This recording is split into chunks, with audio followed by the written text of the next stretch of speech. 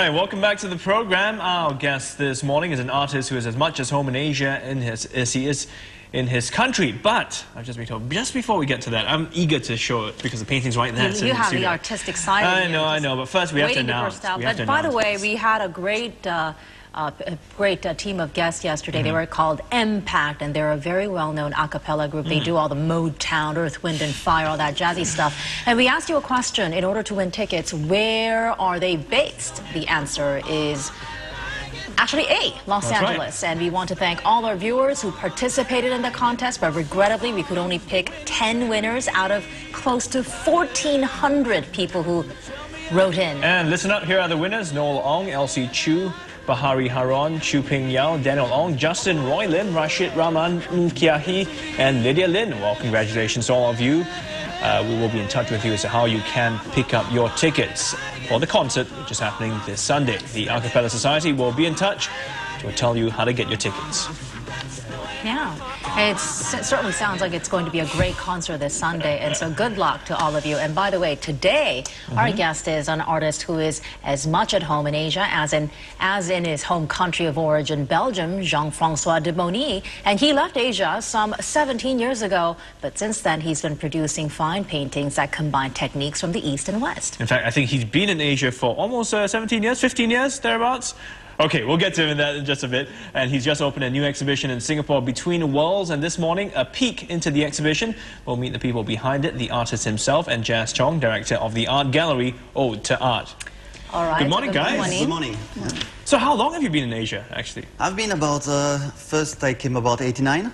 So, and then so you it's left, coming already about, I left for 1 year, then I came back again. I see. So and then let's talk about your artwork. What's interesting is that even you brought in a painting for us to appreciate, which is very nice.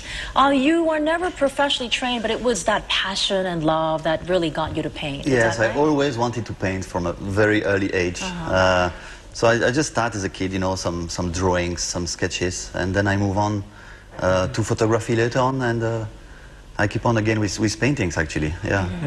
And we noticed that, for example, in this case, there are flowers, and that's a recurring motif in many of your works. Is there any reason why you sort of... No, not really. I did a little sketch one day of a small flower, then I wake up the next morning and I wanted to add something to it. Yeah. Then I continue on, and it's been about 13 years now.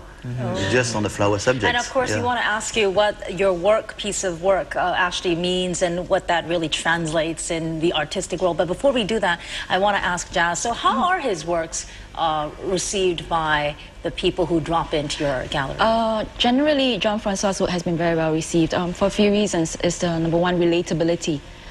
If you look at through the ages, like from Monet to Van Gogh to Japanese block, you know, to Chinese artists, flower has always been a theme that a lot of people enjoy looking and enjoy painting.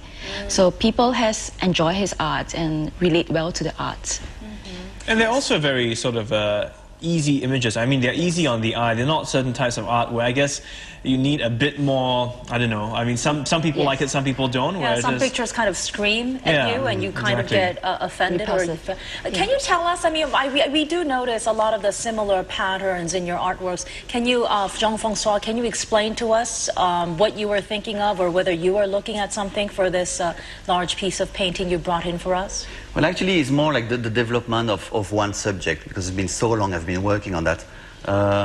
So the theme is always the same, but I add some new things. The flower at the start was very large flowers. For a few years I work. Sorry? What kind of flowers? It's flowers from my imagination. It's no particular flower. Yeah, and later on I move on. The flowers shrink a bit, and now we are reaching to some much more little flowers. The stand has been changing as well a bit. Before the ink was flowing more on the canvas. Now they're a bit more rigid. And of course I add much more color compared to the beginning. Now we know you've traveled quite extensively in Asia, going to countries like Vietnam, Thailand, Malaysia. I mean, how do you find that has that influenced your work? I mean, how has being in Asia sort of affected the way you paint? I always wanted to be in Asia from very young age. Already I got all my inspiration. Even I was not, being here. I don't know. I think I was like kind of dreaming of, I knew that one day I was going to come here. And when I finally got here, I was like, I say, wow, it's like so many things fantastic. Visit museums. Many friends, artist friends of mine, explained to me the work they were doing. So I got quite a lot of influence with, you know, all those artists. Right. And Jazz, I'm just curious. I mean, as you run this gallery, what are some of the trends you've had over the years? Do you find that the kind of artwork that people buy, the perceptions have changed, and the buying trends have changed? Oh yes. Number one, I think people are getting younger. The collectors are becoming younger, partly because we are more affluent, more well-traveled, more knowledgeable. And I think these days they are more focused on Chinese contemporary art or Asian contemporary art instead of, you know, many years ago, it's just Western and European art. Is that what his art would be classified as, Asian contemporary art? Yes, I would classify it as Asian contemporary art. Meaning it has touches of, I guess, an Asian background. Yeah, there's something very still about his art, very surreal, very dreamlike, and still very serene.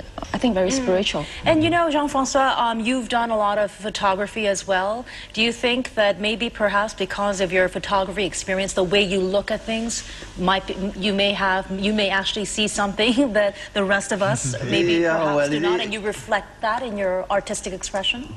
I think so. I mean, especially in the black and white, because I love black and white photography. And I move on after a while from color paintings to black and white, and I think photography helped me a lot. When I was doing my black and white series. Yes.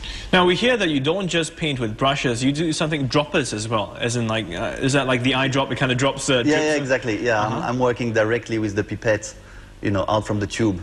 I like actually the spontaneous, in a way, the drop fall on a canvas, and there is nothing much you can do about it. So actually there's something, you know, that just happened, and which I quite like. Yeah. And also Chinese ink. That's another medium you use in your paintings, is that right? Yes, yes. That again, I love so much, like traditional Chinese paintings.